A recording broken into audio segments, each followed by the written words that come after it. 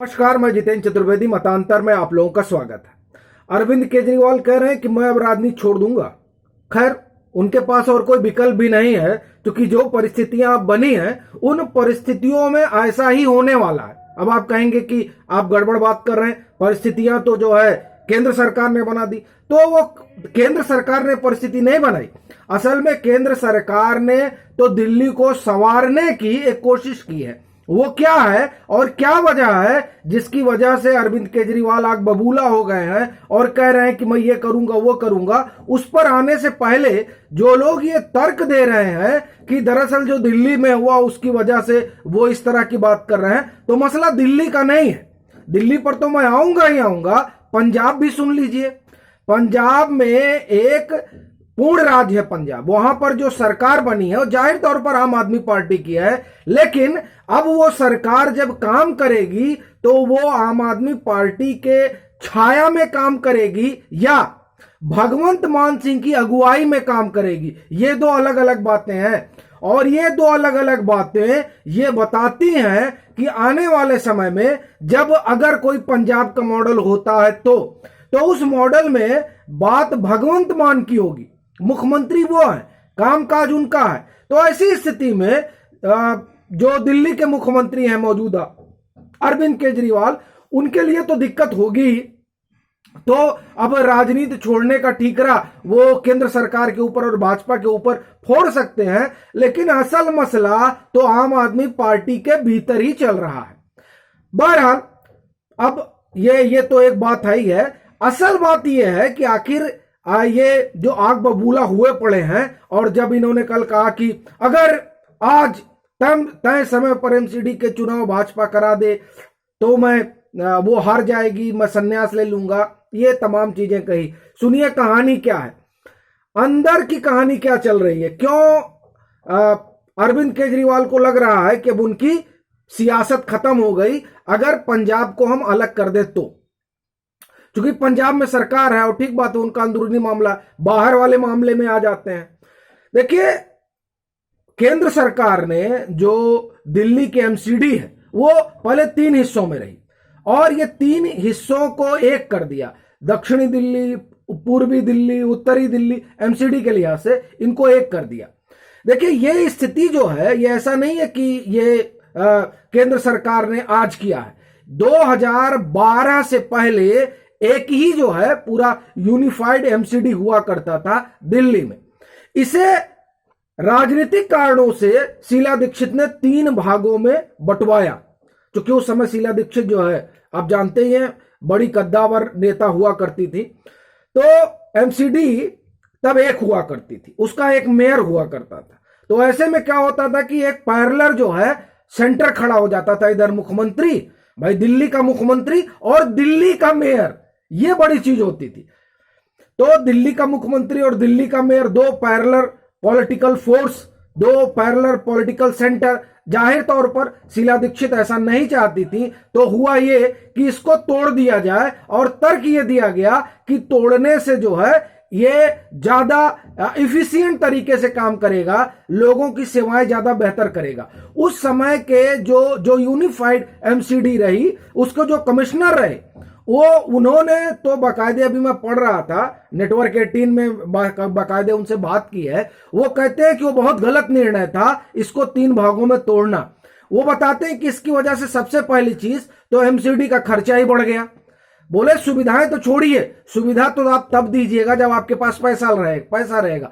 आप तोड़ने के बाद क्या हुआ कि हर चीज 3 गुना हो गई, खर्चा 3 गुना बढ़ गया। और ऐसी स्थिति में अब एमसीडी पहले अपने लिए खर्चा जुटाएगी, फिर जो है वो तमाम जो पब्लिक सेवाएं हैं वो दे पाएगी। अभी आप देखिए कि पूर्वी एमसीडी का बताया जा रहा हजारों करोड़ रुपए के घाटे में चल रही है। यही हाल दक्षिणी एमसीडी का है, 500 करोड़ के घाटे में चल रही है। स्टाफ इतना बड़ा है, उनका अपना बजट ही जो है, अगर पूरा आप ये देखा जाए जो उनके पास रेवेन्यू आता है, उस रेवेन्यू की तुलना में उनका अपना जो खर्च है वो बहुत ज्यादा है।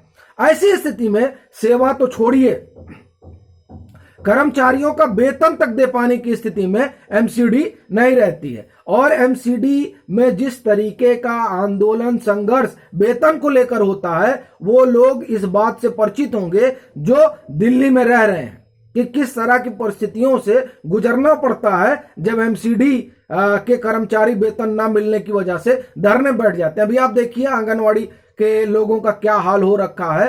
अरविंद केजरीवाल की वहां सरकार है और आंगनबाड़ी वाले उनके घर को घेर कर बैठे थे महिलाएं। अभी ये स्थिति ये थी। अब वो वहां कह रहे हैं कि हम आंगनबाड़ी को वहां पैसे देंगे पंजाब में। यहां के लोगों का क्या, यहां के रोजगार का क्या। बहरहाल तो ये परिस्थितियां एमसीडी की हैं।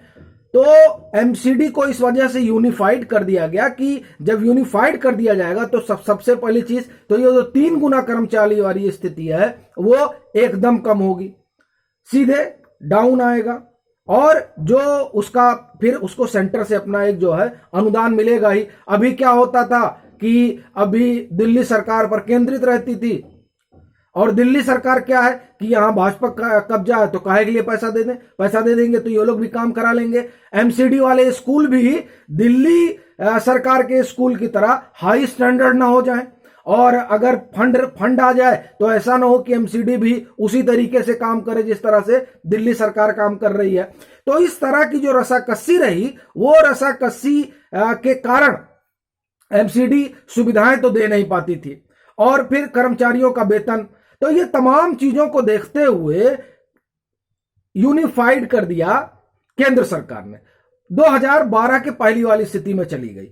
अब समस्या ये क्रिएट हो गई है कि 2012 के पहली वाली स्थिति में जब हो गई तो अब वही डर अरविंद केजरीवाल को सताने लगा जो डर शीला दीक्षित को था। शीला दीक्षित भी डर रही थी कि दिल्ली का मेयर, दिल्ली का मुख्यमंत्री। अरविंद केजरीवाल भी अब डर रहे हैं, एमसीडी यूनिफाइड हो गया तो दिल्ली का मेयर और दिल्ली का मुख्यमंत्री, और फिर एमसीडी पैरेलल काम करेगी। ऐसी स्थिति में 2 पावर सेंटर होंगे। ये जो डर है उसने अंदर तक हिला दिया अरविंद केजरीवाल को। और मसला यही नहीं है, उनके जो शुभ चिंतक हैं वो तो उनको 2 बात और आगे बता रहे हैं। वो ये कि कहीं ऐसा ना हो कि जिस विधानसभा के आप नेता हैं और जिस दिल्ली सरकार के आप मुखिया हैं वो दिल्ली सरकार और वो विधानसभा ही ऐसा ना हो कि भंग हो जाए। अच्छा, भंग होने का मतलब अपना यह है कि इसको बनाया गया, दिल्ली में विधानसभा बनाई गई।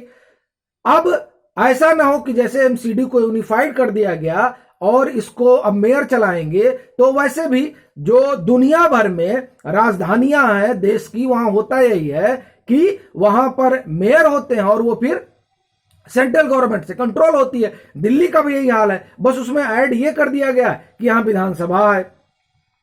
तो डर इस बात का है कि कहीं ऐसा ना हो कि तमाम जो देश हैं और जो अपनी राजधानी को लेकर जिस तरह का ट्रीटमेंट करते हैं कि वहां मेयर और सेंटर के साथ ही सारा काम होता है, तो ऐसा ना हो कि विधानसभा भी खत्म हो जाए। और विधानसभा भी खत्म हो जाएगी तो फिर ये दिल्ली मॉडल का क्या होगा।